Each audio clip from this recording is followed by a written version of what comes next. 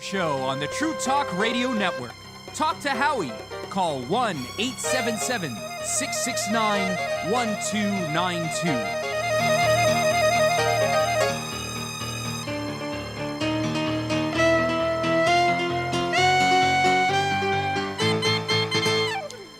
And I'm Howie Silbiger, the host of the Howie Silbiger Show right here on the True Talk Radio Network. Welcome to the program. Thank you so much for being here. I am very happy and pleased and proud and happy to be here with you. And I hope that you are happy and pleased and proud and happy to be here with me. And, okay, I've used enough adjectives for today. All right, I understand. Fine. No more adjectives. I get it. Fine. I understand. I won't use any more adjectives. No problem. We have a great show for you tonight. An amazing show. An unbelievably fantastic show. A show like you've never heard before. A show that, after you finish listening to this, you will say, oh my gosh, that was quite a show. Coming up in just a few minutes, we'll be joined by Daniel Inayetsadeh. He is our financial guru. Coming up after a little after 8 o'clock will be Sheldon Eric Freed. He's my long-suffering producer. Of course, you could get in on the conversation, and the way you could do that is quite simple. All you have to do is pick up the phone and dial 1-877-669-1292. That's 1-877-669-1292. I'd like to say hello to everybody watching on Facebook, on Twitter, on Periscope, on YouTube, and on the True Talk Radio Network site. I'd like to say hello to everybody watching on TrueTalkRadio.com. I'd like to say hello to everybody listening on the True Talk Radio app, which you could download too by just going to the App Store, any App Store, and typing in the True Talk Radio Network, and the app could be yours, and it's free, and it could be yours. I also like to tell you about the True Talk Radio, the Howie Silbiger Show group on Facebook. So we have the Howie Silbiger Show page, which you should have already liked the Howie Silbiger Show page. And we also have the Howie Silbiger Show group. Now, in the group, as opposed to the page will give you all the information about the show. If we're on, when we're on, it'll give you the archive of the show. You'll be able to go back and watch older episodes. You'll be able to you'll be able to communicate with me and Sheldon through the page. But if you want to talk politics and you want to deal in the political discussions that we have when we're not on the radio or on live streaming, you can do so by going to the Howie Silbiger Show page. Not page. See, I confused them. Going to the Howie Silbiger Show group on Facebook. So go into Facebook, search for the Howie Silbiger Show group, and join the group. And that's where all the political discussions happen. So if you like politics, you want to talk about politics with me and with a whole bunch of other people who are interested in discussing politics, and trust me, we don't all agree, and we argue a lot, and it's a lot of fun to follow and read the arguments and the discussions. Go and join the Howie Silbiger Show group on Facebook. Speaking of the group, and I bring it up for a reason, I'm getting tired, really, really tired of the lies and the manipulations and the warpedness of the partisan politics that goes on of both sides. Really, the changing and the warping of the truth bothers me. So you watch a press conference. I watch press conferences all the time. I like to watch the president give speeches, and I like to watch press conferences that President Trump gives. And I watch these conferences, and I understand English. Thank God I got an education. I grew up, and I understand English. And I understand when the president says something, I understand what he means, because I understand context. And I'm pretty well politically astute. I understand politics. So by understanding politics and understanding English, I understand when the president says something that is questionable, and I understand when the president says stuff that is pretty clear. It is fairly clear to me sometimes that the president says something, and it's a fairly clear statement, and I understand that. And then I go and I watch. And I don't know why I torture myself like this, but I do this almost every night. I watch a couple of hours of CNN and I watch a couple of hours of Fox News. And I watch both because I like to get a perspective. I like to understand which side. I mean, they live in two separate worlds, apparently. They don't live in the same country. People on CNN and the people at Fox don't live in the same country. No, no, no. They don't even live in the same universe. But I like to see both sides of the story. I like to get a different perspective. I like to hear the side that bashes the president constantly and perpetually, and makes up stuff because sometimes they claim the president said something that he didn't say. And I've seen it quite a few times on CNN. And I like to watch Fox, who are a little friendlier to the president. I mean, you have guys like Hannity on Fox that basically stump for the president, and that's fine. I mean, they're honest about it at least. They come out and they say, look, Hannity has said it more than once on his show. Look, I support the president, and I'm here to support the president. I mean, he said it clearly. So I have no issue with that. As long as they're clear about it, they're not trying to hide behind, I'm a journalist and I'm just doing journalism, and then lie to you about what the president said. That doesn't wash with me.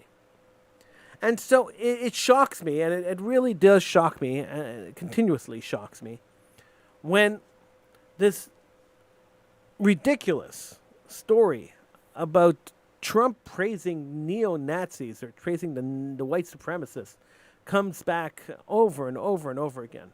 This was a lie that CNN put out in 2016. They edited footage of a press conference, and the full press conference is available to be seen on YouTube.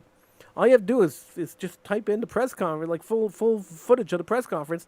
You can watch the entire thing. And CNN cut it to make it look like the president said that there were fine people on both sides, and made it look like he was referring to the Nazi side and the Antifa side, the two sides that were fighting in Charlottetown. And it's fascinating to me that Joe Biden keeps repeating this lie. It's fascinating to me that this lie has had legs, and the legs have held up for so many years, when it's obviously not true, and it's 100% verifiably not true. And not only is it 100% verifiably not true, the footage is publicly available. Anybody who wants to actually see what Donald Trump had said that day could actually just go to YouTube and type in the search bar and get the footage. It's verifiable.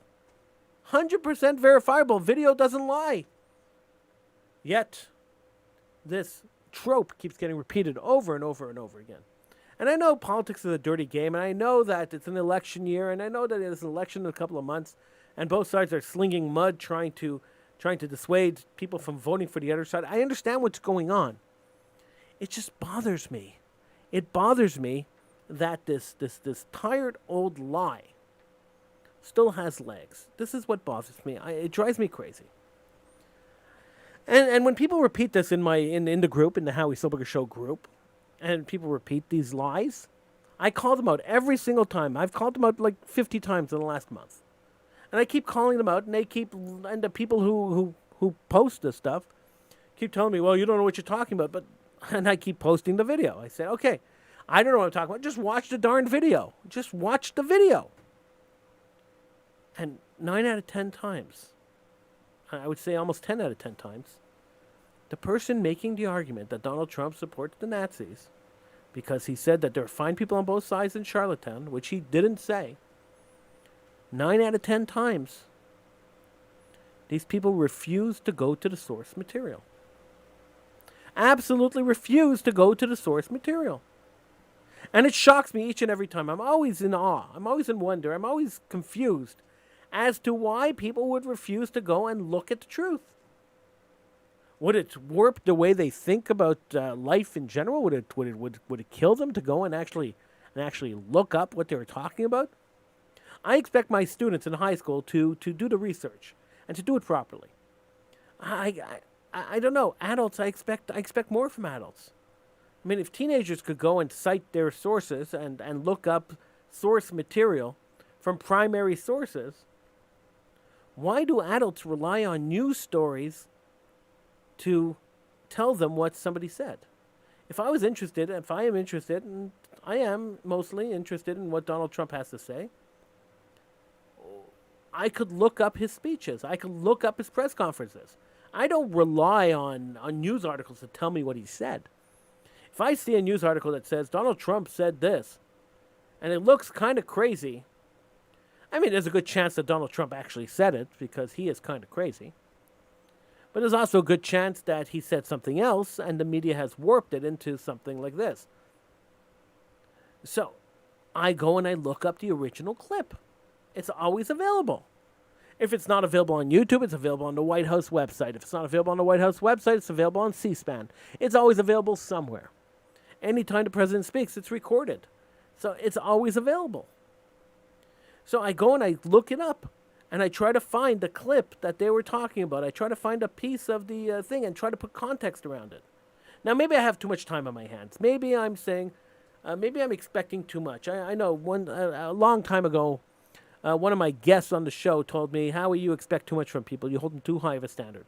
Maybe I hold people to too high of a standard. Maybe I assume that people will want to go and understand what is going on. They'd want to go and get context and understand. But more and more, as this pandemic wears on and people are at home and people are posting and I'm reading more and more of the stuff, more and more I'm starting to realize that people really don't care about the truth. They have no interest in attaining truth and understanding of what actually happened in any given scenario. They're just interested in fighting and lambasting, and once they grow this hatred towards something, there's no pulling back. They just hate it with all their heart. And it's sad to me. It's sad to me because the art of political debate has disappeared. It's sad to me because when we sit back and when we look back at this time, when we go forward 20 years, 30 years from now, and we look back at this time, we're going to realize that we lost something that is fundamentally important in any free society. And that is the concept of debate. The concept that I could hold an opinion and you could hold an opinion, and my opinion has no bearing on your opinion. Your opinion has no bearing on my opinion unless I convince you to change your opinion. And I have a right, a legitimate right to have an opinion on a topic, as do you. And we could have a discussion. We could express our points of view. You could tell me your point of view. I could tell you my point of view. And we don't have to get to fistcuffs, and we don't have to get to hating each other, and we don't have to unfriend each other, and we don't have to malign each other and insult each other. We could have a legitimate disagreement. And at the end of that disagreement, we could agree to disagree. Okay, you believe that, I believe this, it's fine. And we could still be friends, even though we don't agree on everything at all, everything or anything. You know, for years I had friends who didn't agree with me politically. And that didn't stop me from having friends. It didn't stop me from being their friend. I still went out, we ate together. We still went out and hung out together because we are mature human beings. And that's what mature human beings do. They learn that everybody has an opinion on something, and that my opinion is no more legitimate than your opinion. And your opinion is no more legitimate than the next person's opinion, and so on and so on. That we have opinions. Sometimes we're right, sometimes we're wrong. I can't say that I'm 100% right all the time. I'm not. Sometimes I'm right, sometimes I'm wrong, and that's fine. That's legitimate. But if you disagree with my opinion, that doesn't give you the right to shut me down. We got emails. We get emails all the time on True Talk Radio. And the emails, you see I have truetalkradio.com on the back of on the poster behind me. And that stays there when I do Political Hitman, I do True Talk Radio. That poster stays up. And so I get emails all the time. People go to True Talk Radio, they fill out the form, and they send me emails all the time. And a lot of the times was, did you hear what Howie said this week on the Howie Silbiger show? He should be taken off the air. How dare you allow him to say that on his show? And I get a lot of those emails. How dare you allow him to say that on his show? We're going to boycott your advertisers. Okay. And I'm always thinking, what kind of egotistical maniac could think that because they heard something they disagree with on the radio, or saw it on YouTube, or on Twitter, or on Facebook, that they have the right to tell whoever's broadcasting it to take the guy off the air. What kind of ego do you have to be able to do that? It's mind-blowing on how big your head has to be in order to ask somebody to do that.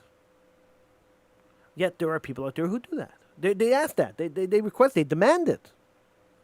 And I'm always wondering, who do these people think they are? Now, it's irrelevant whether my bosses or anyone else agrees or disagrees with me. That's totally irrelevant with me. I live in a free country. Thank God Canada is a free country. Thank God the United States is a free country for now. Thank God Croatia is a free country. And the reason I go to Croatia is because we are actually broadcast out of Croatia. There are streaming services in Croatia. So thank God the True Talk Radio and the Howie Silbiger Show is surrounded by freedom. Freedom gives me the right to pretty much say anything I want to say, and gives you the right to call in to disagree with me. I have open lines, and the reason I have open lines is because if you disagree with anything I say, you could feel free to call in. I'll give you the numbers. I mean, they're open numbers. 1-877-669-1292. Not only do I have a call-in line, but it's a free call. It's a toll-free call. It doesn't cost you a penny to call it. And this is the reason for that, and the only reason for that, is because I believe that everybody should have the right to express their opinion on any topic. So if I express my opinion, I don't believe that that you shouldn't have the right to express your opinion. So I open my platform up for me to talk and for you to talk. Now, if you take advantage of the opportunity, or you choose not to take advantage of the opportunity, that's your prerogative. But the opportunity is always there. The numbers are always there. The lines are always open, and I pay for it month after month. Regardless if you call in or not, I pay for that line month after month because I answer every single email that comes in and tells me, how dare you allow him to say that, with, you had the prerogative to call in. You always had that prerogative. That prerogative has been there from day one. That prerogative continues to be there. There is a toll-free number. It works from all over North America. And you could feel free to call in when the show is live. And I will take your call, and I don't hang up on people who don't agree with me. Unless you're being obnoxiously rude or something. I generally don't hang up on people. I hear you out. I'll argue with you. We'll have a nice discussion. And we may agree to disagree. You might convince me that I'm right, or I might convince you that I'm right. But either way, you might convince me you're right, I might convince you I'm right. But in any case, the idea is that you have the freedom to join in on the show and be part of the discussion. And that's what's important to me. And that's all that's been important to me, that we could have an open discussion. So if you feel that you want to call in and discuss any of this, censorship drives me crazy. I don't believe in censorship. If you believe that you want to call in and you want to talk to me about any of this, you can feel free to call in. The numbers to call are 1-877-669-1292. That's 1-877-669-1292. The lines are open the entire show, so if I'm talking to Sheldon or I'm talking to Daniel, you can feel free to call in. And I'll get to your call as soon as I can. But this is what it's all about. It's about me talking to you and you talking to me. And of course, you could tell your friends and they could call me and talk to me too, because I'd be more than happy to take calls from anyone. So number again, 1-877-669-1292. That's 1-877-669-1292. I'm Howie Silbiger, and this is the Howie Silbiger Show. We, of course, are heard live on Sunday evenings between, times vary. Just check our Facebook page, and you'll know what time we're on. We're not always on the same time. We're kind of working out the timing, so give me a break, okay? We'll be on when we're on. Check out the Facebook page, the Howie Silbiger Show page on Facebook. Just click like on that page, and you'll get the notification, and that will tell you what time we're on and the days that we're on. And just keep monitoring that page, and you'll find it. I also want to tell you about the Facebook group. There's a group that we created on Facebook, the Howie Silbiger Show group. That's where I discuss politics with all our listeners and our fans. It's a fun place to be. So look up the group, the Howie Silbiger Show Facebook group, and you'll find me there. I bought a car recently, and I tell you I was looking for insurance, and insurance is always hard to find, and I didn't, but I should have turned to my financial guru. He's my insurance guru too, but I didn't turn to him, and I'm probably overpaying on my insurance because I didn't turn to him. And he's going to join me now because he's going to give me heck for not turning to him to find my insurance, and not turning to him to get life insurance, not turning to him to do my finances. But I do turn to him for my financial advice here on the show. And maybe one day, just one day, when I have any money, I will turn to Daniel Inayatsadeh and say, Daniel, I have 50 cents in the bank. What should I do with it? Help me invest it. Daniel Inayatsadeh is our financial and insurance guru here on the Howie Silbiger Show, and I'm so happy that he joined me again today. Hi, Daniel. Hi, Howie. How's it going? Oh, I'm excellent. How are you? I'm very well. It's a beautiful day today. Sunshine, not too warm, not too cold. Can't complain. Now, Daniel, you would be my personal financial guru if I had any money. But unfortunately, I don't get paid for the show. So, I mean, money is not something I have. But if I had money, I would definitely... I have a feeling that you're one of these secret millionaires. A secret millionaire? Yes, I'm telling you. It's a theory of mine. You're one of these secret millionaires. I really wish I was. I really do. It would be fun if I was a secret millionaire. Like just secretly, hoarding my money in my mattress and saying, all right, what am I going to spend it on this week? As your financial guru, I have to advise you not to put your money in your mattress. Well, not a good idea. My mattress gives me a good interest rate. Perhaps it might be a little uncomfortable in terms of sleeping as well. Well, it's better than a pee, I guess. Just ask the princess, okay? All right. So Daniel Inayatsadeh is our financial guru. What's on your mind financially today, Daniel? I've been thinking a lot about travel insurance. Are you planning on traveling during COVID? I personally am not planning on traveling during COVID. Are you planning on traveling during COVID? I don't think it's a really great idea, but I mean, if the opportunity arises, then maybe. And I guess I'll need insurance if I do. Certainly. Look, I don't have to emphasize the importance of having travel insurance, especially in this day and age. The cost of out-of-country medical care or treatment can be through the roof. And it essentially will be out of pocket if you don't have travel insurance. Now, some people may not know, but the RAMQ, the Régie d'assurance maladie du Québec, where we have provincial health insurance, that will cover part of the cost. So if you do find yourself in a situation where you do need to seek medical treatment or medical care or see a doctor out of the country, the RAMQ will pay for the medical costs in terms of what it would cost in Quebec. So anything over and above that, they will not cover. It is your responsibility or the travel insurance's responsibility. That's why it's really important that you have RAMQ coverage before purchasing travel insurance, because your travel insurance is actually void if you don't have RAMQ coverage, because RAMQ is the first payer and your travel insurance is the second payer.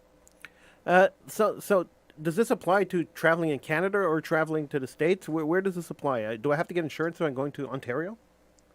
Essentially, yes. If you travel anywhere out of province, because the healthcare is provincially regulated, it's essentially you would have to pay out of pocket should you seek or need to seek medical treatment out of the province. However, the fees in terms of what medical care typically costs are similar in other provinces as they are in Quebec. Obviously, they are different, but they are similar to a certain extent. So the risk is lower. Furthermore, if you're going to Toronto or Ottawa for the day, if you do have an ailment or something, most of the time you could come back home and seek, treatments at home. It's not as big of a deal as if you travel to Florida, for example. Right. So, Now, another question. Sorry, I don't sure, mean to, I sure, don't mean to sure. interrupt your No train of problem. thought, but No, no, go ahead. it That's is what I'm I here do. for. What I'm here for. Another question. If you have pre-existing conditions, I had a heart attack last year. Not me, but God forbid. But somebody had a heart attack last year, or Sure, had sure, sure. or has diabetes, or has some other kind of disease. Mhm. Is it harder to get short-term travel insurance for those people? It's a good question. It depends on what type of pre-existing conditions you have. Um, it depends how stable they've been. So if, for example, you have a heart condition, but you've been on medication for a number of years now, you're stable, you haven't had a change in your medication, you haven't had any issues related to your medical condition, then some insurance companies, depending on your age, will still cover that pre-existing condition, assuming it has been stable. If there's been the insurance companies typically define stability as any change in medication or change in symptoms over the past 90 days. So if you've had a change in the past 90 days, then you may not be covered for that pre-existing condition. However, it's really important these days, specifically in COVID, to check your policy, because given the unprecedented, and I don't use that word lightly because this is quite unprecedented in modern times of the pandemic, it has affected travel insurance policies. Now, a lot of people are already covered without even knowing it, whether through their credit card policy, because some credit cards have travel insurance embedded, whether through their group insurance at work, whether through a group sponsored plan, through a professional association plan, or otherwise. So if you already have travel insurance offered to you through one of those avenues, check your policy. Or if you're buying travel insurance, check your policy as well, because there are many restrictions, and it varies depending on the insurance company right now. So the first one would be the travel restrictions. So depending on where you're traveling, it's important to check the Canadian government travel restrictions. And if the government has indicated that you should avoid all travel, and emphasis on all travel, then you will have a very hard time finding any insurance company that will cover you for that policy in terms of that travel advisory. So if the government said avoid all travel, you will not be covered at all for anything. If the government of Canada has issued an advisory saying avoid all non-essential travel, which is the current case right now, essentially every company around the world has been given a avoid non-essential travel advisory right at this point in time today. I mean, it could change, but that's what it is right now. So some companies will still not cover you based on that advisory. However, there are some companies that will cover you, even though there is an advisory suggesting you avoid non-essential travel. But many of those companies will not cover you for any COVID-19 related expenses or treatment or complications. So it's really important to check these details. Don't assume you're just covered just because you've been covered before. Even the companies that will cover you for COVID, and they're rare right now, will have a very detailed worded disclaimers, which will let you know that they cannot guarantee availability of healthcare treatments or accessibility of treatment. Given the ever-changing situation in different countries, they don't know that when you're there, if that area has an overwhelming amount of COVID cases and their health network is overwhelmed, then they may not be able to provide you with healthcare, even though they're willing to pay for it. You may not be able to access it. Those are some of the risks involved in traveling and some of the things you should be aware of. And I've been asked some of the questions I've been asked, or some of the situations I've been in over the past number of years with travel insurance is people ask, how does it work if I need to see a doctor and I'm out of the country and I have travel insurance? Well, the most important thing to do is if you have to see a doctor immediately, is to go see a doctor immediately. If it is a non-urgent matter, so for example, you have you feeling a bit, ill or just not feeling well, and you'd like to see a doctor, or you have some sort of rash or something's come up that's non-urgent but important, it would be ideal to call the insurance company first, consult with them, and they would direct you to a partner, whether it's a hospital or a clinic where they have a partnership with, which would make the payment process more seamless to you. So you wouldn't have to pay out of pocket, or you would pay very little out of pocket, and the insurance company would arrange it with the billing department of that, either that hospital or that clinic. If you don't do that, you just go to the hospital if it's an emergency, which you should do if it's an emergency. And then in most cases, you would probably have to pay out of pocket and then claim with the insurance company, and then they would refund you essentially. When you go to one of those clinics that the insurance company sends you to, are you getting inferior medical attention than you would get if you went to another clinic or something else? Are they using like regular doctors and good people, or are they using the Yeah, cheapest things they could yeah. find because insurance companies like making money? No, you're really getting, a very good standard care. You're not going to be getting below average care because keep in mind the insurance company's on the hook to pay for the treatment.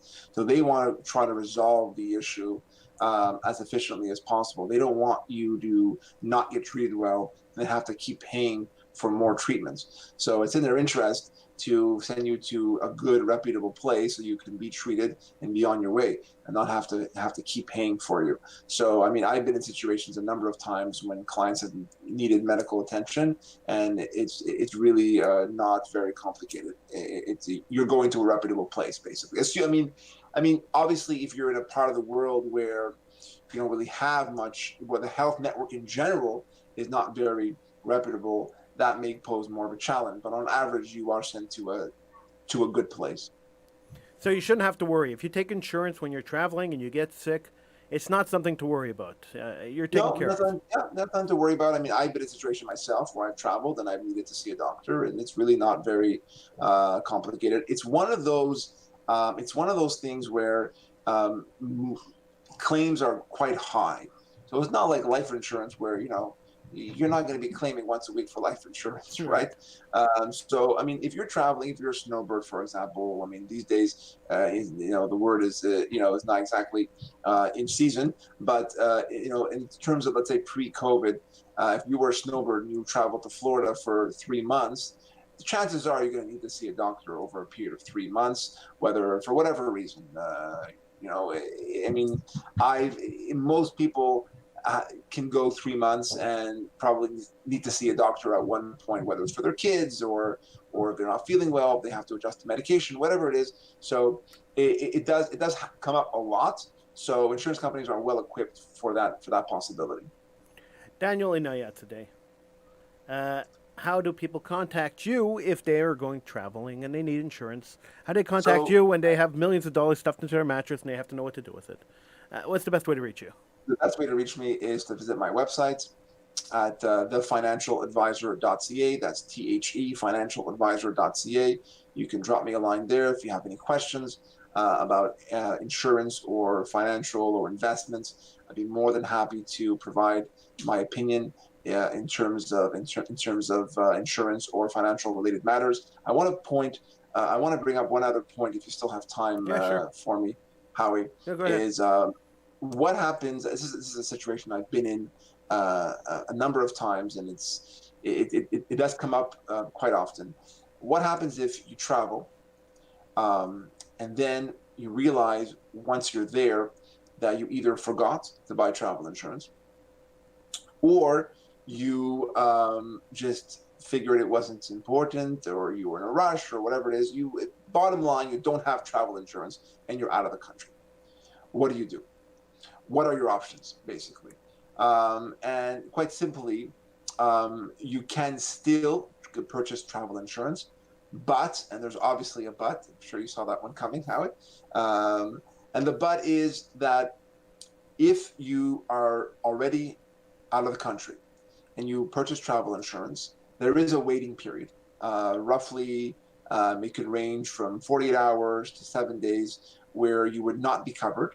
And then after that point, you would be covered. However, any pre-existing issues that have come up over the past 90 days that haven't been stable would not be covered. So if you've traveled and you suddenly need to see it, you suddenly need to see a doctor, and you say, I need a doctor now, I should get travel insurance, it's not going to fly. And some people have been in that situation and they tell themselves, well, if I need to see a doctor, I'll just get travel insurance then. But it doesn't work like that.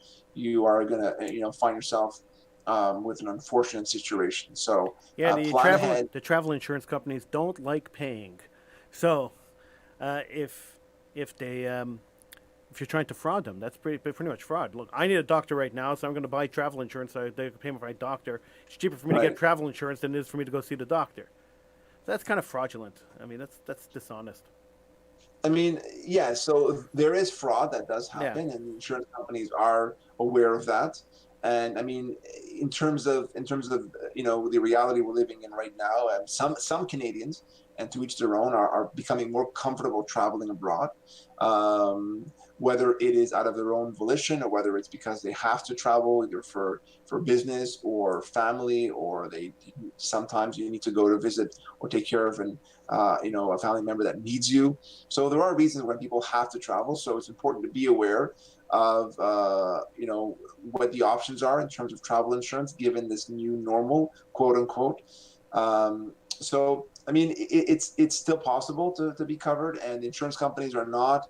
I mean, I've been doing this for 12 years now, and they're not out to get you like some might think. They like to work with you. They will be flexible, but the most important thing you can do is be straight with them, be honest with your insurance company, because when you're honest and you're forthcoming, you really have nothing to hide. You can sleep well at night, you can travel and not worry, and know that the insurance company will be there to pay the bill if it does come up. Daniel Inayas today, thank you so much for joining me tonight. I appreciate it. It's a pleasure My having pleasure. you on, and I hope to see you again next week because that's what we want to do here on the Howie Silbiger Show. I look forward to it, Howie. Thank you, and keep up the good work. And once again, your website. Yes, my website is thefinancialadvisor.ca. So it's THE Financial Advisor with an O at the end, advisor.ca. You can also reach me by phone if you'd like at 514-996-9400. More than happy to answer any questions. I'm not just looking to sell you insurance. So if you have questions in terms of insurance, investments, financial advice, I'm always happy to chat. Thank you so much, Daniel. And of course, if you want to get in on the conversation here on the Howie Silbiger Show, you could call in. The number to call 1-877-669-1292. I thank Daniel Inayat today for being here tonight and for taking part in the program. And I remind you, everyone listening, that if you have some kind of an expertise, if you have some kind of an asset that you could add to the show, if you have something that you're doing that could add to the show, feel free to email me. Howie@truetalkradio.com. That's Howie@truetalkradio.com. Now, it is past 8 o'clock, which means that it only means one thing. And that means that we are joined by my long-suffering producer, Mr. And I call him Mr. just because I guess he is one. I call him Mr. Sheldon Eric Freed. And Sheldon Eric Freed joins me now on the Howie Silbiger Show. Hi, Shel. Hi, how are you? I'm good. How are you, Mr. Freed? Excuse me, I didn't mean to call you Shel. Not too bad. I was listening to Daniel's thing about the insurance, and very, very interesting because I remember last March, just before COVID, my girlfriend and I went to Aruba, so we both needed to take out travel insurance. That's and right. You got back. You got back about a couple of days before everything. Couple of days before. I mean, so thank God. I mean, like, could you imagine? If I would have bought the insurance before we went away, and then all of a sudden this, God forbid, hit, what would then the insurance company wind up doing? That's a good question. Like this would be like, so we were obviously kind of glad we were back on Canadian soil. We were back home. But I remember when I was speaking with my insurance company, and they were, and like Daniel was saying, they don't seem to be out to get you. to be straightforward, because I told them I had a pre-existing condition. I'm diabetic and all this other health-related matters. But they asked me, they said, have I been stable for the past, I don't know, up 90 days or 3 months or whatever the case was? And I said, yeah. So they said, there's no problem. There's no problem, and we'll insure you. There's no problem. And lo and behold, it took maybe 5 minutes for the whole thing to happen. I was insured right away, effective the departure date, and I took a couple of extra days in case for whatever reason we didn't get back on time or whatever. So we took a couple of extra days, like an extra 2 days as a blanket. But it was really straightforward, and we got it through. She got it through her workplace. I got it through my bank. Right. So they're obviously going to be reputable if it's guaranteed by the bank, and she's a public servant. She's a teacher, Yeah. and she got it through her place, so everything was hunky dory, and yeah, it really worked out very well. But it was really interesting advice. But I'm really be very curious to find out if people are traveling now, are going to be traveling, and I even spoke to about a half a dozen snowbirds in the past week. And they usually go down south for about 5-6 months. They're not going this year. They're absolutely. Yeah, I heard from a whole bunch of snowbirds that said they're not going. They absolutely refuse to go. They have property down south, but they just don't want to take a chance. Yeah, they're afraid. Who even knows if they're going to? Well, they've kept the borders open in terms of people flying down. So as far as flying down, you could be able to fly from here to the United States back here. You can't travel by road, like a train to the States or by car to the States. But don't you have to quarantine when you get back? Not necessarily when you go, when you come back. Yeah, you still have to quarantine when you come back, regardless. Yeah, that's what you do. You still have to do, but the border's not closed. Right. In terms of air travel. Well, that's a good thing, I guess. Yeah, and the thing is, this is what I'm wondering. Like, for people that are going back and they're going into the United States, or they're going into other countries that have high rates, unfortunately, of COVID-19, and they come back. Yeah, they have to be at least 2 weeks quarantine for sure. There's no two ways about it. But still, there's still people coming in that do have COVID-19 that have been tested positive. Right. So what do you do with those people? Exactly. So, like, in terms of road, like, if let's say you're going to Niagara Falls in Canada, you want to cross over, you can't on both sides. And I know a lot of Americans tried to cross over. They tried to do shopping, obviously, because their dollar is worth a lot more here. And a lot of times they were turned back from the Canadian border agency. Wow. So, yeah. So who knows what's going to happen? I know you sometimes go to Florida for a couple of weeks. Yeah. Would you be going? Like, are you thinking of going, or not this year? No. Okay. No, this year I'm staying here. Yeah. My girlfriend and I discussed it, and we're staying here too. We're not. Well, I'm not even sure if if we're not going to be locked down again. They keep threatening that there's going to be another lockdown. Yeah. So, if they're thinking about locking us down, then who's thinking about vacations, really? Yeah, exactly. And now you just started your first week of school with students. I did. How did things go in terms of on your end? Well, the school I'm in are taking the recommendations seriously, and so I have no issue with them. They're doing everything by the book, and so as long as they do everything by the book, I'm happy.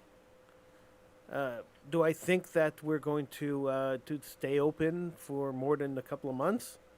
Probably not. I mean, in Quebec, there have been 50 schools with at least one case of COVID in the last week. Yeah. So, we're bound to have an outbreak at one point or another. And if we're bound to have an outbreak, then I anticipate them shutting down the schools again. Because I know other school boards in the United States, for example, California, they decided to not open and just do everything online. And here at home, the colleges and universities are doing stuff online. Yeah, just for the first semester, though. Is it just for the first semester? I thought it was more long term. At the moment, it's just for the first semester. Okay, just for the first semester. I think that's going to change, especially when you're saying you can't keep all these buildings closed forever either. I know. I mean, even our local mayor wanted people to come, the people that were working in the downtown towers and the downtown office buildings, for them to come down. But a lot of people are still very worried about coming down. Yeah, it's true. It's like, yeah, I know you can't keep people from going down and trying to get somehow of a normal life, but if the government again locks down for whatever reason, and a lot of people are really just either not taking it seriously or they think it's some kind of a conspiracy, one of the two, because there was in our provincial capital, they had a karaoke club and people were passing around the microphone and 10 or 15 people got infected.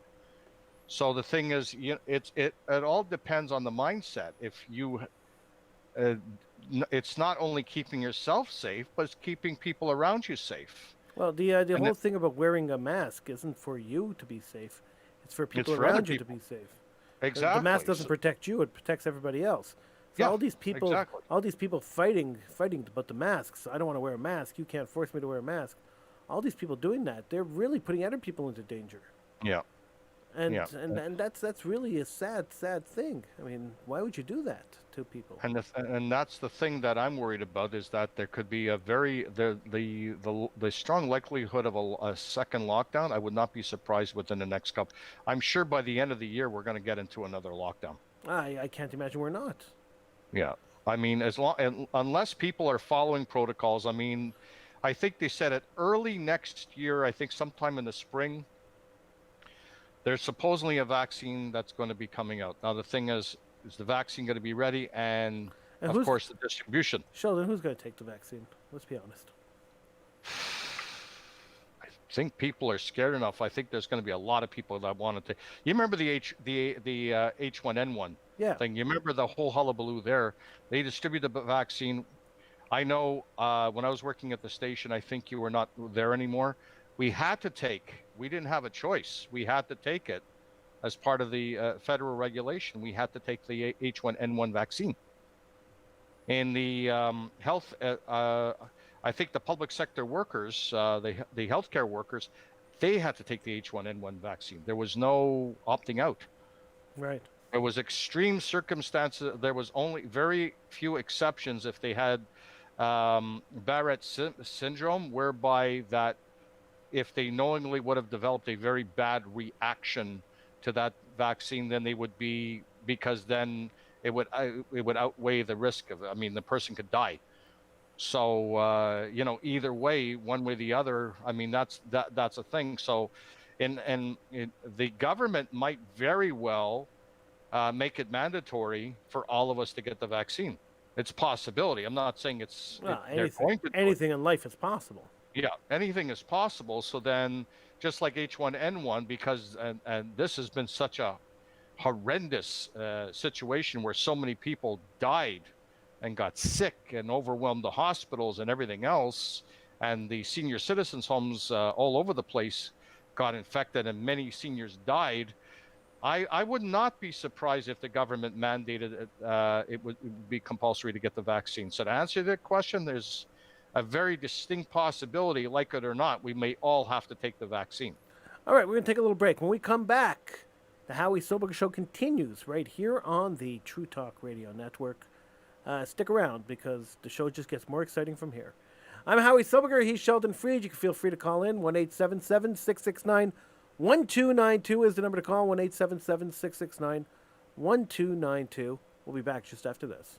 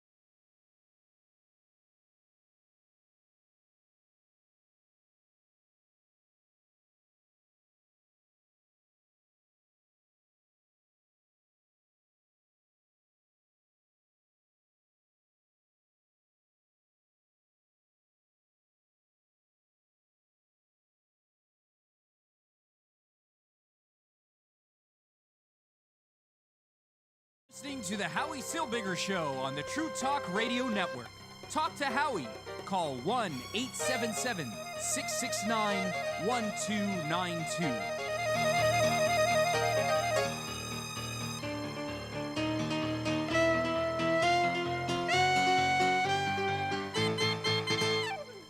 And I'm Howie Silbiger. This is the Howie Silbiger Show right here on the True Talk Radio Network. Feel free to call in. The number to call, 1-877-669-1292. That's 1-877-669-1292. My long-suffering producer, Sheldon Eric Freed, is still here. He's still on with us. I'm still on with you. I see you right there. Hi, Nice, Sheldon. okay. Hi. At least I have a chin up. Yep. It's good to get your chin up every now and then. Yeah, that's right. That's exactly. right. Yep. Sheldon. Inside joke. Oh, Sheldon. Telling jokes that the audience will never understand. And loving it. Not by the hair of my chinny chin chin.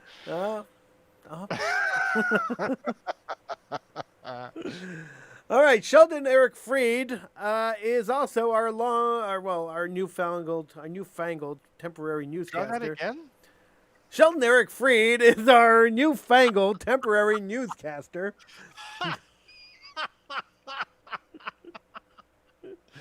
Oh, you blew that one out of the box. Whatever the heck that means. But whatever it means one thing. It means one thing and one thing only. What does that mean? That I'm babbling. That's what it means. That's the only thing it means. It just means that I'm babbling. I'm babbling for no reason, just to kill time. Nah, we don't have to kill time. We have a full show. But I tend to babble a lot. That's the whole thing. I just talk. Sheldon. Hi, Sheldon. Sheldon. Hello, Sheldon Eric Freed has our newscast. And our newscast is brought to you by the letter Q. The letter Q? Yes, the letter Q. Okay. Oh, did you expect a tag after that? Okay, fine. The newscast is brought to you by the letter Q. Q is for Quickie. Here is Sheldon Eric Freed. Oh my God! The stuff that could come into a person's head. Okay, so you know what? Every week I have this wonderful and strange things, or funny and strange things in the news, and you know it never ceases to amaze me of some of the interesting things and strange things I come up with each and every week here on the Howie Silbiger Show on the True Talk Radio Network. And I'm pleased to once again, after doing extensive, and I repeat, Howie, extensive research in bringing not only you, but our many listeners as well, funny and strange things in the news. How extensive is your research, Sheldon? I'm telling you, the painstaking time that I spend going through all the websites and try to see what I could possibly bring to mind in terms of entertainment, raised eyebrows, and everything in between. But tonight's edition, I'm going to go through some of the states in the United States of America of the weirdest, and I repeat, the weirdest and strangest sets of laws. And I'm telling you, I'm not making this up. I'm not going to go through the entire 50 states because it would be way too much and too long.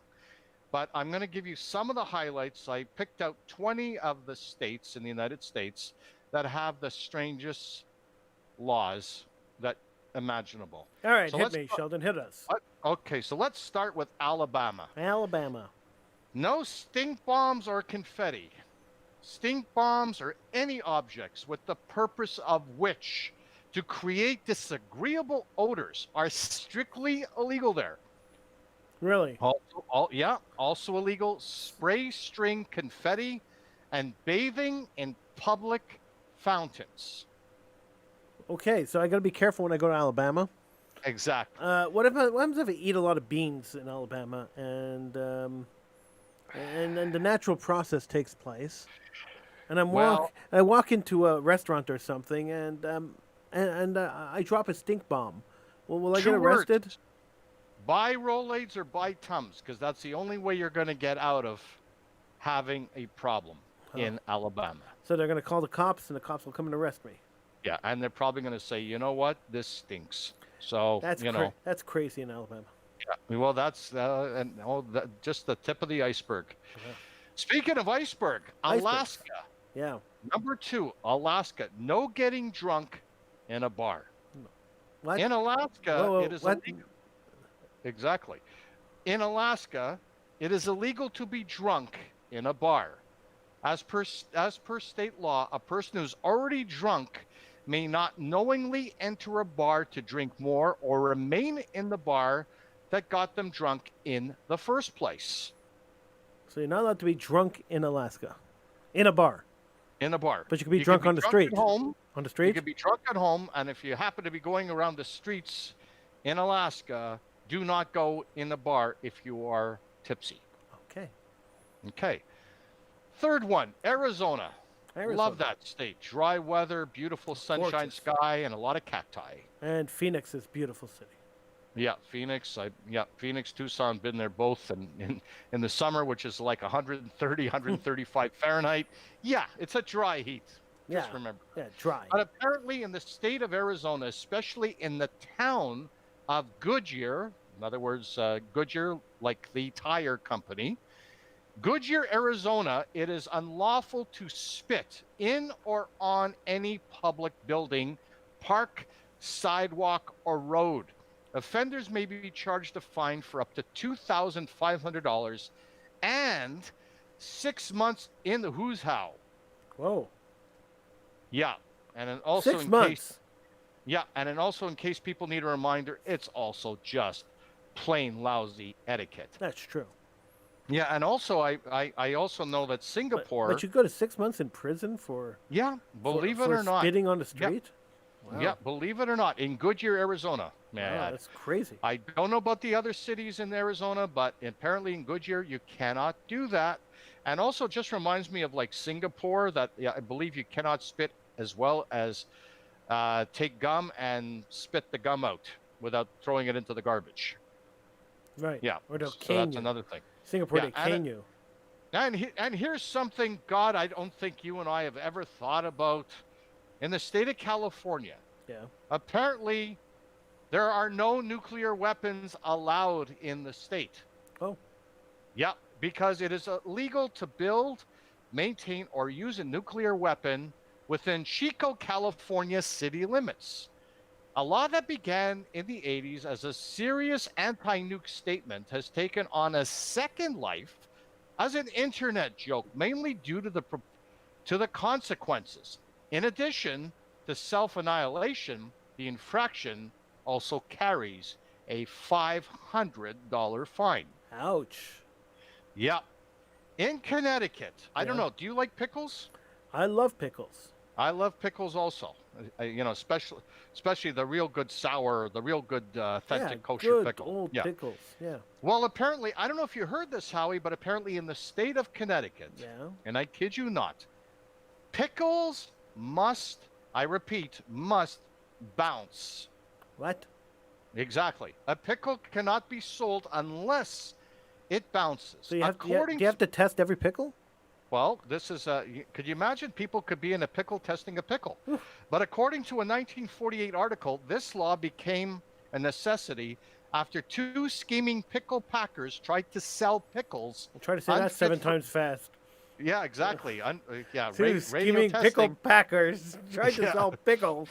Yeah, Peter Piper, pickle packers tried to sell pickles. Yeah. Unfit for human consumption on the sly. Connecticut's Food and Drug Commissioner at the time proclaimed that a real pickle should, quote, bounce, unquote, when dropped from a height of 1 foot, leading to a new state regulation. Wow. So could you imagine? Fascinating. Wow. Yeah. I don't know if it bounces even more if it's garlic or bounces more if it's kosher. I don't know. I don't know. I have to find out.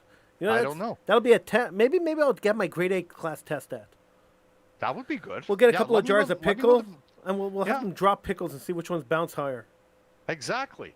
And for people in the city of Beach, Delaware. Yeah. To prevent mischief of any sort, children that live there may only go trick-or-treating on Halloween between the hours of 6 p.m. and 8 p.m. on Halloween, unless Halloween falls on a Sunday. In that case, such going door to door and house to house for treats shall take place on the evening of October 30th instead. Ah, no trick-or-treating on Sunday. You believe it? I believe it. And in Florida, just like it would be obvious in California, Florida. not to carry nuclear weapons. Well, in Florida, apparently, selling children is against the law. I kid you not. We know that the kids can be annoying because you know kids that Well, can hold be on really a annoying. second, I mean, Sheldon. some students maybe in your class or kids that you might know. Sheldon, But please remember that in Florida, Howie, it is a felony a felony to sell your children. Remember, is it not a felony to sell your children in every other state too? you Just in would Florida? think. You would think. Yeah. But remember, people, you've been warned. So in case you're going to Florida and you want to sell your kids, think twice. And for people who are chicken in the state of Georgia, Yeah. well, you can't eat fried chicken with utensils. For chicken chompers in Gainesville, Georgia, finger licking is not a suggestion. It is mandatory. Wow. Thanks to a 1961 law, boy, Colonel Sanders would be so happy to hear this, added to the city code as a publicity stunt, it is illegal to eat fried chicken in the poultry capital of the world with anything other than your fingers. Believe it or not, no Ripley's, a tourist was arrested for such a chicken forking, I had to watch the way I said that word, Yes. violation in 2009. Wow. Yep. And you know even Kentucky Fried Chicken, because of COVID, is dropping their slogan "Finger Looking Good." I wonder if they're going to like suspend the law. Only the people in Kentucky or Georgia will be able to let you know. That's for sure. In Idaho. Well, here's another Idaho. It's Idaho we go. Woohoo! There's no cannibalism. Did you know that? Whoa! You're not allowed to eat people. It is the only state to have an active ban on cannibalism. So I'm wondering if they had a problem with that they had to pass a law. Yeah, well, Jeffrey Dahmer, I guess, wouldn't have a chance there anyway. But was this an active problem that they needed to pass a law? Well, apparently, it's technically not a crime in the rest of the nation, but cannibalism is defined as the non-consensual consumption of another human being. Oh. Meaning, we guess if you can get your buddy's permission to eat his tenderloin, the feds can't stop you. Non-consensual. Yeah, exactly. So if you, I'm just trying to understand this, Sheldon. I don't even know. Believe me, you're not the only one who's trying to understand I don't even know why I'm trying to understand this, but I'm just trying to understand this. We just stopped that a long time so ago. are you telling me that if I sign a contract with you saying that I could eat you, it is perfectly legal for me to eat you?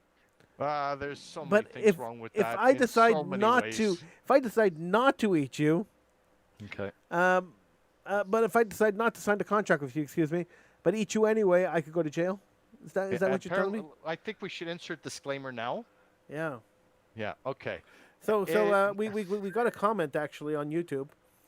It says perhaps it was previously just frowned upon, but people took advantage. Must have gotten out of hand that they had to pass a law, right? I guess the question bon appetit, I guess that might have been taken out of context too. Wow. Apparently in the state of Indiana, there is a thing if you own a black cat called proper black cat etiquette on Friday the 13th. In the municipality of French Lick Springs, Indiana, all black cats must wear bells around their necks on Friday the 13th. The rule was introduced on October 13th, 1939, quote, as a war measure to alleviate mental strain on the populace, unquote, and has technically been in effect since. Wow. Now, here in the province of Quebec, people that live in the province of Quebec, they have a big stink about margarine. Like, margarine has to be white. It can't be yellow. It can't be the same. Never made any sense to me. Well, apparently in the state of Iowa, you can't be allowed to fake your butter. I can't believe it's not a misdemeanor. Any person who attempts to pass off margarine, oleo, or oleomargarine as real butter is guilty of a simple misdemeanor in the state of Iowa, punishable by up to 30 days in jail and a $625 fine. That's pretty 30 steep. days in jail for faking your butter. Wow. That's pretty steep. I'm telling you, that's, boy, talk about greaseballs. In the state of Kansas, apparently, number 12, in the state of Kansas, apparently, no snowballs. It's illegal to throw snowballs in Topeka, Kansas. Thanks to a weirdly worded law, no kidding, in the city criminal court, it is unlawful to throw any stones, snowballs, or any other missiles at any person or property in Topeka, Kansas, an ordinance that former Mayor Bill Button publicly flouted by tossing a Whopper, I guess he was fed up with Burger King, at a snowy tree in 2005. I'm going to have an ordinance drawn up to reveal this dumb law, lest our already crowded prisons are filling up with children who, while making a snowman, got carried away and had a snowball fight, he later claimed. And in the state of Kentucky. Apparently, Kentucky woman, well, you don't want to see people dueling. Apparently, all public officials and attorneys in Kentucky must hereby swear an oath, Howie, that they have not fought a duel with deadly weapons, nor acted as a second in another person's duel. Good to know now, unfortunately, when the oath took effect in 1848, many would-be duelists turned to murderous street brawls instead. In the state of Louisiana, going down south to number 14, well, it is illegal to steal someone else's crawfish. Like, really illegal. Meriting its own state law, crawfish theft in excess of $1,500 can land the offender with up to 10 years prison time or a $3,000 fine. Wow. How much are crawfish worth? I God only knows. Right. But mostly they will have to endure the humiliation of being called shellfish for the rest of their life. Really? You have to call them shellfish for the rest of their life? Yeah. You can call me Johnny. You can call me. You remember the David Steinberg show, right? Yeah. Yeah. You could call me. Yeah. You can call me shellfish. In the state of Maine, not too far from where we are. Maine. Just south of New Brunswick. Exactly. It is forbidden to post advertisements on another person's tombstone in the city of Wells, Maine. Part of a lengthy list of cemetery regulations, this ordinance is really a favor to would-be marketers. Nobody is a worse customer than a corpse. Yeah. Okay, I'm trying. Who advertises on tombstones? I don't know. I mean, I don't know. I'm confused. That's all. Maybe funeral homes. I don't know. I have no idea. I've never seen an ad on a tombstone, but who am I? Yeah. Well, not. I don't hang out in cemeteries, so I mean. Yeah. No, and and we don't play one on the radio either. No. And apparently, in here in the province of Quebec and a lot of other places, when somebody cuts each other off, people start cursing the other driver. They give the oil finger treatment and all this other stuff, the sign. Well, apparently in the state of Maryland, in Rockville, Maryland to be exact, making road rage even ragier, it is illegal to swear or curse upon any street or highway in Rockville, Maryland. Anyone caught swearing faces a misdemeanor charge, effectively having to add $100 to the city swear jar. I guess Maryland probably has really excellent roads, very well paved, and an efficient transportation system, because I'm sure a lot of people contributed to Rockville, Maryland's city swear jar. Yeah, I'm sure. And apparently, well, I know you're proud to be, you love the United States and you love a lot of things to dealing with the United States. Well, in the Star Spangled Banner, Yeah. I know that you would see some people kneeling in the national anthem, some people, of course, singing in the national anthem, saluting and being very patriotic in the United States of America. Well, apparently, Massachusetts takes it even further, the Star Spangled Banner, that much seriously. Apparently, it is prohibited in the state of Massachusetts to dance to the Star Spangled Banner. And this is thanks to an excessively patriotic 1917 law. While you try to ponder what such a dance would even look like, find solace to the fact that this law could never actually be enforced, thanks to a slightly weightier document called the First Amendment. How would you dance to the Star Spangled Banner? I don't know. I mean, I know people have kneeled on it, wearing a football uniform, but I don't know. I've never seen people, maybe mascots and I've never seen anybody dance maybe they did. I don't to the know. national anthem. I don't know.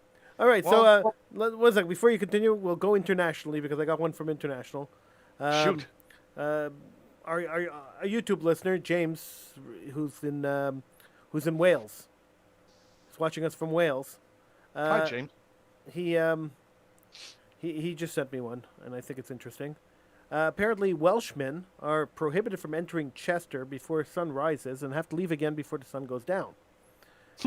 Which perhaps explains the fact that it's still technically okay to shoot a Welshman on a Sunday inside the city walls as long as it's after midnight and with a crossbow. Oh my God. Oh God. It's also illegal for a male to urinate in public as long as it is on the rear wheel of his motor vehicle and his right hand is on the vehicle. It is legal for him to do that. As long as his doing it on the rear wheel of his motor vehicle and his right hand is on the vehicle. That's hilarious. So That's there you go. hilarious. That's James, hilarious. thank you for sharing that. We like to go international. We love when people contribute to this. So thank you so much. I love that. Thank you. That's great. That's great. Well, apparently in the state of New Jersey, I don't know if you knew this. I don't know. I've been to New Jersey a million times. Tell me. Yeah, and I know. I don't know if you've been a fan of The Sopranos. I know I've been a fan of The Sopranos. Sopranos on is HBO. a great show. Well, apparently in the state of New Jersey, I kid you not. Yeah. Apparently, it's against the law not only to murder someone, but in Jersey, it's double against the law to murder someone while you're wearing a bulletproof vest. Okay. See if you could follow. See if you could follow along, Howie. All right, I'm trying. Wearing Okay. a bulletproof vest while committing or attempting to commit a crime of the first degree is a crime of the second degree. Okay. Now, in the state of Oregon, Wait. I have to go back to New Jersey. woke up this morning, got myself a gun. Okay. Yeah, I got to discuss this New Jersey one with you. I just want to get it clear in my head in case one day I end up in a situation where I'm going to New Jersey to murder somebody. Yeah, take the vest off. I have to take the vest off. I mean, you might be murdered by the other person who might be also brandishing a weapon. Because if I'm wearing the bulletproof vest, it's a crime of the second degree. it's a crime of the second. But if I'm not wearing the bulletproof vest, it's a crime of the first degree. Is that what you're saying? Yes, exactly. Okay, then. I mean, yeah. Well, Governor Christie, you have some work to be done on that law. But he makes good cookies. Mr. Christie makes good cookies, so that's what matters. Exactly. In the state of Oregon, Yeah. there are no tests of physical endurance while driving. It is considered a speed racing offense in Oregon if you participate in any test of physical endurance while you're on the highway. Sorry, y'all. What kind of tests of physical endurance would you be doing while you are driving? Well, maybe trying to do push-ups, maybe making a muscle, or maybe any kind of stuff showing your physical well-being while you're driving.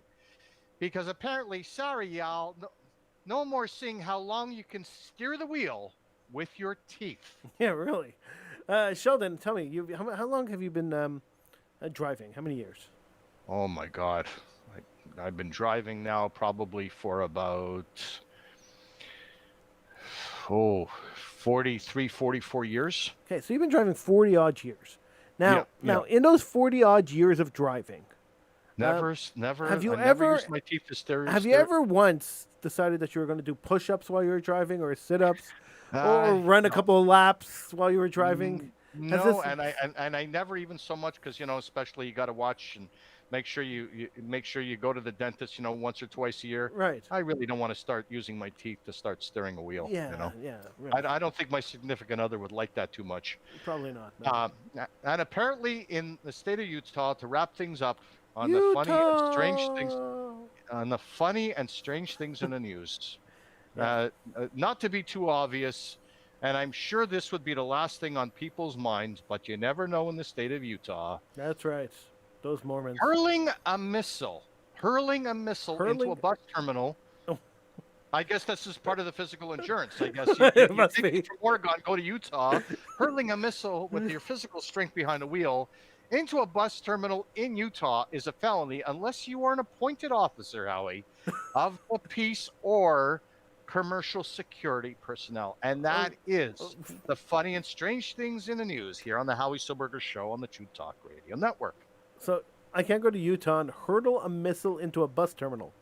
Not hurl. Yeah, exactly. Hurl. I meant hurl. Yeah, hurl. I can't throw a missile into a bus terminal. No. In Utah. No. I mean, you take the physical. So people that want to go now. There's probably going to be an influx of people that are going from Oregon to Utah for a drive. Yeah. And they're probably going to wind up, say, "Hey, I'm gonna show my manly strength. Well, I'm going to hide it." Maybe they should drive from Utah to Oregon, because then they could hurl the missile into a bus terminal in Oregon. Yeah, but I don't know if there's a law against that. They might be able to get away with that, but apparently in Utah you can't. You see, so Is that? Yeah. Do you think that was a major problem that they had to pass a law? Well, look, it's the same thing with cannibalism and other things. You wonder why these states had to pass a law in the first place. I have to find out where Jeffrey Dahmer is actually from. Right, seriously. I don't know, but I tell you this, when I was looking at this today and I was doing this, I'm going, you got to be kidding. Like, seeing some of these, like, you got to be kidding. Yeah, really. They're crazy, some of them. Like, I mean, I like the one from Wales, really. Yeah, that was funny. Yeah. Yeah, I mean, it's technically okay to shoot a Welshman on a Sunday inside the city walls, as long as it's after midnight and with a crossbow.